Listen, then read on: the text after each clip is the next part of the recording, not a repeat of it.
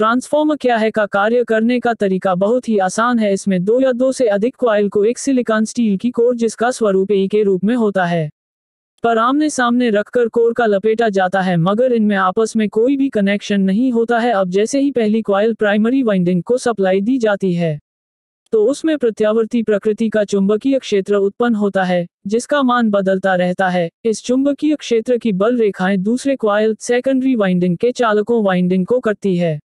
इससे दूसरी कॉइल में ईएमएफ पैदा हो जाता है। इस ईएमएफ की मात्रा वाइंडिंग के टर्न की संख्या पर निर्भर करता है। यदि सेकेंडरी कॉइल से लोड जोड़कर सर्किट पूरा कर दिया जाए तो उसमें करंट बहेगा। ये करंट प्राइमरी वाइंडिंग की बैक ईएमएफ घटाकर इसमें बह रहे करंट की मात्रा बढ़ाएगा। इस प्रकार बिजली ऊर्जा प्राइमरी की ओर से सेकेंडरी की ओर स्थानांतरित होगी। दोनों कॉइल आपस में इंसुलेट किए जाते हैं तथा इनका इलेक्ट्रिकल संपर्क नहीं होता पर यह साझे वैकल्पिक चुंबकीय क्षेत्र से जुड़े होते हैं। इनमें चुंबकीय संपर्क होता है। दोनों कॉइल के मध्य हवा के स्थान पर आयरन कोर प्रयोग होने से उत्पन्न हुए फ्लक्स की लीकेज घट जाती है तथा चुंबकीय क्षेत्र काफी प्रबल हो जाता है। इस प्रबल चुंबकीय क्षेत्र के कारण अधिक बिजली ऊर्जा एक ओर से दूसरी ओर भेजी जा सकती है। इसी को म्यूचुअल इंडक्शन सिद्धांत फैराडे के इलेक्ट्रोमैग्नेटिक सिद्धांत कहते हैं। ट्रांसफॉर्मर में रेटिंग क्या है? ट्रांसफॉर्मर की रेटिंग क्वा में होती है किलोवोल्ट एम्पियर। इसका कारण ये होता है कि ट्रांसफॉर्मर बनाने वाली कंपनी को यह नहीं पता होता कि आप ट्रांसफॉर्मर से क्या लोड कनेक्ट करोगे। आप रेजिस्टिव लोड चलावोगे या कैपेसिटिव लोड चलावोगे या इंडक्टिव लोड चलावोगे, क्योंकि रेजिस्टिव और कैपेसिटिव लोड में पावर फैक्टर एक रहता है, परंतु इंडक्टिव लोड मोटर, पंखा, चोक, फ्रिज, ऐक या कोई भी कॉइल का लोड में पावर फैक्टर 1 से कम हो जाता है जिससे ट्रांसफॉर्मर की कैपेसिटी कम हो जाती है और ट्रांसफॉर्मर पर लोड पड़ेगा। इसीलिए कंपनी ट्रांसफॉर्मर की कैपेसिटी एम्पियर पर बनाती है कि जितना करंट फ्लो होगा उसी से ट्रांसफॉर्मर की कैपेसिटी निर्धारित होगी। ट्रांसफॉर्मर के प्रमुख भाग। प्राइमरी वाइंडिंग के अंतर्गत प्राइमरी वाइंडिंग आती है। यह इंसुलेटेड वायर का कॉइल होता है। ट्रांसफॉर्मर का प्राइमरी साइड यही होता है। इसी में एचटी हाई टेंशन की सप्लाई कनेक्ट की जाती है।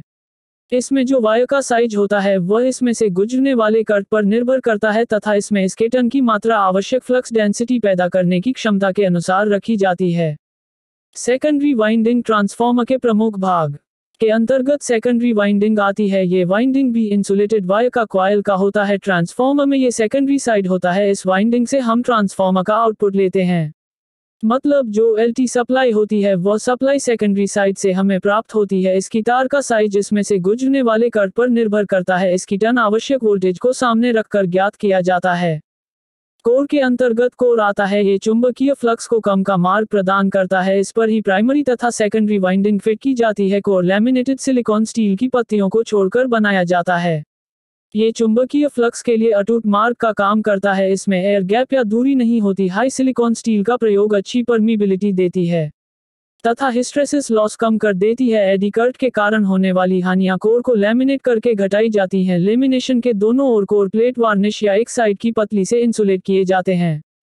50 हर्ट्ज की फ्रीक्वेंसी के लिए इन पत्तियों की मोटाई 0.35 मिलीमीटर रखी जाती है तथा 25 हर्ट्ज के लिए 0.5 मिलीमीटर रखी जाती है।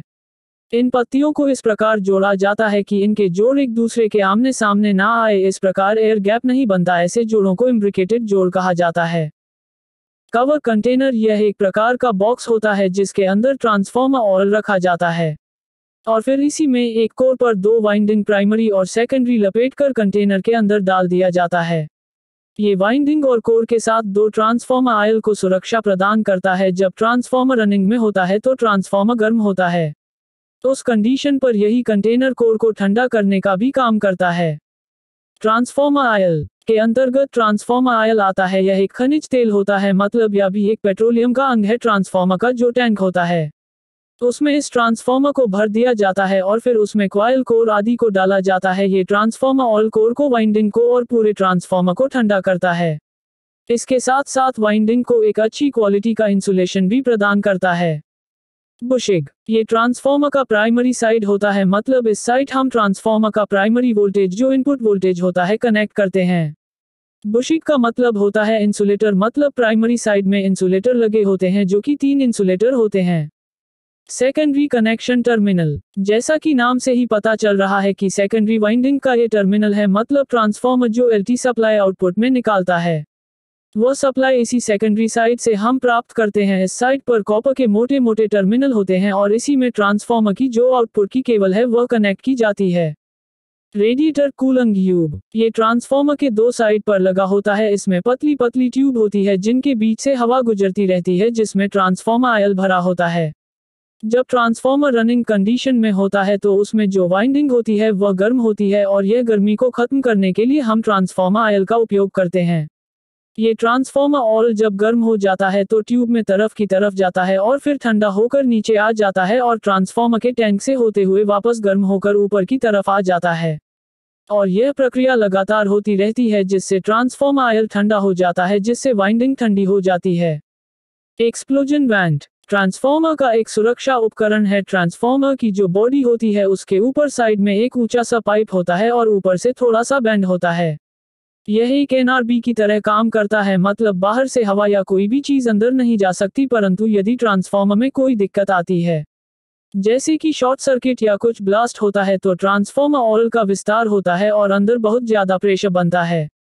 तो उस वक्त यदि सभी सेफ्टी इक्विपमेंट जो ट्रांसफार्मर को सेफ्टी देते हैं फेल हो जाते हैं तो उस समय ट्रांसफार्मर को सुरक्षित रखने के लिए अंतिम में यही काम आता है।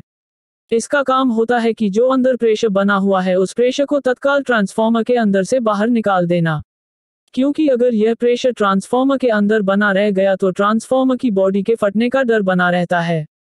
बुकोज रिले ट्रांसफार्मर के लिए सेफ्टी डिवाइस का काम करता है। ट्रांसफार्मर के ऊपर लगा होता है ट्रांसफार्मर का टैंक जहां पर ट्रांसफार्मर ऑयल भरा रहता है और उसके ऊपर कंजर्वेटर लगा होता है। इन दोनों के बीच में बुकोज रिले लगा होता है। जब ट्रांसफार्मर के टैंक में किसी प्रकार का कोई ब्लास्ट होता है या शॉर्ट सर्किट होती है उस कंडीशन पर ट्रांसफार्मर के टैंक में प्रेशर बनता है। वह प्रेशर बुकोज रिले के माध्यम से ट्रांसफार्मर से बाहर निकलने की कोशिश करता है। उस परिस्थिति में बुकोज रिले के सीरीज में वैक्यूम सर्किट ब्रेकर लगा होता है।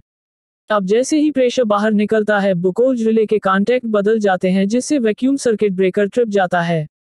ट्रांसफार्मर को मिलने वाली हाई वोल्टेज की सप्लाई बंद हो जाती है जिससे ट्रांसफार्मर से बच जाता है और किसी प्रकार का कोई एक्सीडेंट नहीं होता है।